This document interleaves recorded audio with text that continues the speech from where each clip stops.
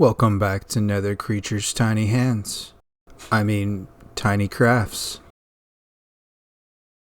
Today we're going to be building some swamp terrain out of foam board and some simple materials you can get from any craft store. Let's check it out. We're going to start today's project the same way we've done a lot of things in the past: foam board and sculpt mold. Today we're going to use this realistic resin water I got from Hobby Lobby for $11. Let's see how far we can stretch this. Started out by separating the foam board into 3 even-ish pieces and drawing random shapes into them. These are going to make the base for our swamp terrain, so they don't have to be pretty. Swamps rarely are. This last shape I was a little unsure what to do, so I kind of made an L shape. Ends up looking a bit like a backwards Africa.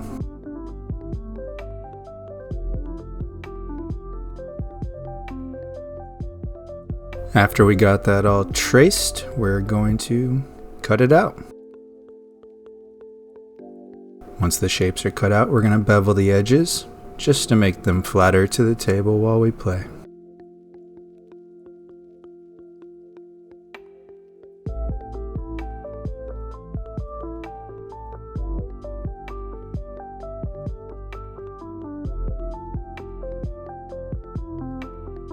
Once we've got all the pieces cut out, we're ready to move on to the next step.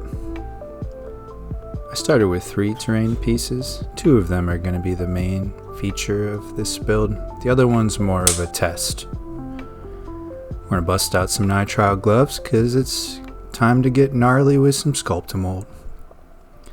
Got a popsicle stick and an old HEB sherbet cup, and that's what we're going to mix it in. After putting on some nitrile gloves and playing with them for a bit, it was time to mix up some sculpt mold.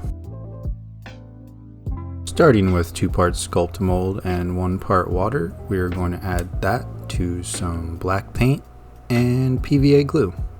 The PVA glue will help make it more structurally sound, and the paint will make it so that if any were to chip off during wear and tear during play, it wouldn't be white underneath. I didn't have a lot of black, so I added some really dark brown, just cheap craft paint, nothing fancy. We're going to go ahead and mix that up.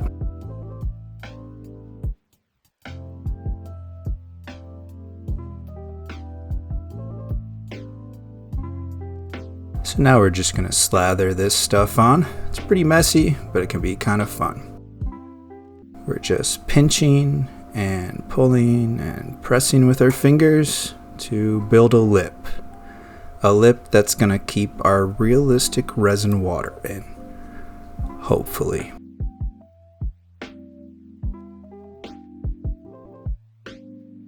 Once you've made it all the way around, you got something that looks like this. Just a lip or a ditch that we're going to use to hopefully hold the resin in. We're going to repeat that for all 3 pieces. For some of the pieces I had gotten some sculpt mold into the middle, but I determined that that'd be okay. Just going to be like a little island in the middle of the swamp. Just adds character. Alright, and once that's done, it's time for some Mod Podge and paint. This is going to be the first layer of paint, but it's also going to help strengthen the piece, make it more durable. Alright, for the next step, we're going to add some visual interest after the Mod Podge dries. So using some sticks we found out in the yard, baked in the oven at 180 degrees for about 45 minutes, and some Midland tufts from Citadel, we're going to start applying some nature to this swamp. The reason we bake the sticks is to kill any kind of germs or insects that may be living in them. We're also going to use some PVA glue and some rocks, some little pebbles to act like boulders sitting in the swamp. This is going to break up the monotony of just flat surface and, like I said, add some visual interest. let's check it out. Looking pretty good there, but we need some more. So after adding some sticks to the other piece, we also go back and add some sand and even tinier pebbles. Again, just to add some variety and make it look more realistic.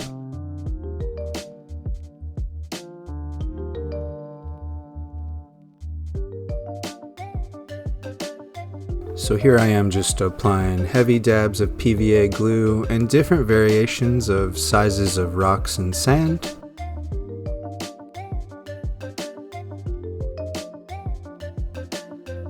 After we let that dry, it was time to paint. We used our test piece to kind of try it out. The idea was for the deeper parts in the middle of the swamp, it would be dark green, and the more shallow parts would be light green, to kind of display light refraction, or how it would look naturally. After I was pretty happy with that, I started adding some color to the sides, giving it some greens, some grays, some browns.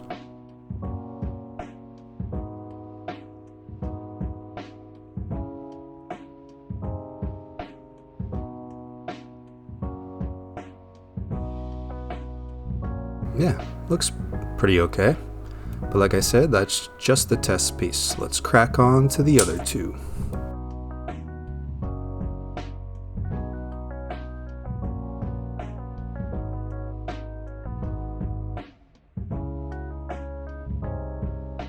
Different angle just to show you guys how messy my workstation is.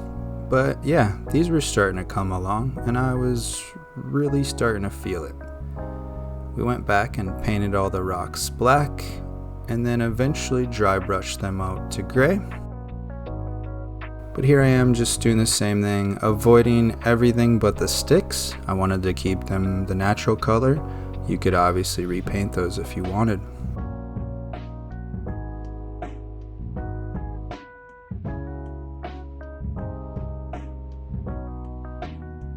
Then after we painted all the rocks gray, we went along the sides of the swamp terrain, added some gray to them to make it look like there was rocks there as well. I thought it looked pretty bland though, so I started kind of splotching on some brown as well just to break up it visually. Yeah, I'm starting to feel pretty proud about these. And for the last step, we started adding our flocks. I use Midland tufts from Citadel and some cheap fake moss that I found at a Dollar Tree ages ago. We're just slapping on some PVA glue and with a toothpick kind of pushing them into the rocks and crevices. And then added a bunch of these tufts. Moment of truth coming up. Is this resin gonna destroy this? Stay tuned.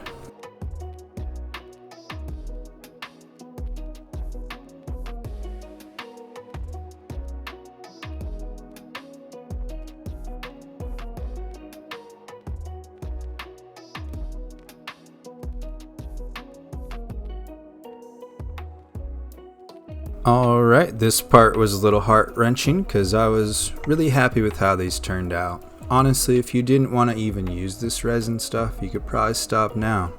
But here we go. And the moment you've all been waiting for, the reveal shot.